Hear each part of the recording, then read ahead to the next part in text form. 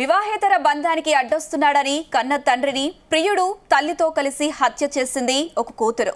Second show సినిమాకు వెళ్లి వచ్చి తర్వాత శవాన్ని క్యాబ్లో తీసుకొచ్చి చెరువులో పడేసింది. ఈ దారుణ ఘటన మేడ్చల్ మల్కాజ్గిరి జిల్లా గట్కేసర్ మండలంలో వెలుగు చూసింది.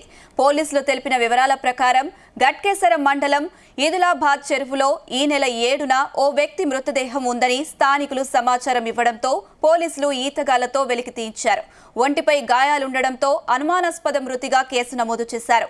అతన్ని హైదరాబాద్ కవాడిగూడ ముగ్గుల బస్తీకి చెందిన వడ్లూరి లింగగా గుర్తించారు. తనను తిట్టాడని కోపంతో ఉన్న మనీషా తండ్రిని హత్య చేయాలని నిర్ణయించుకుంది. ఈ నెల 5న కుమార్తె నిద్రమాత్రలు తీసుకువచ్చి తల్లికి ఇచ్చింది. వాటిని కళ్ళుతో కలిపి భర్తకు ఇవ్వడంతో నిద్రలోకి వెళ్లాడు. మనీషా ఆమె ప్రియుడితో కలిసి లింగం ముఖంపై దిండు పెట్టి ఊపిరాడకుండా చేసి చంపేశాడు. తర్వాత సెకండ్ షో సినిమాకు వెళ్లి వచ్చి క్యాబ్ను బుక్ చేశారు. అక్కడి నుంచి తీసుకెళ్లి చెరువులో పడేశారు. ముగ్గురిని అరెస్ట్ చేశారు పోలీసులు.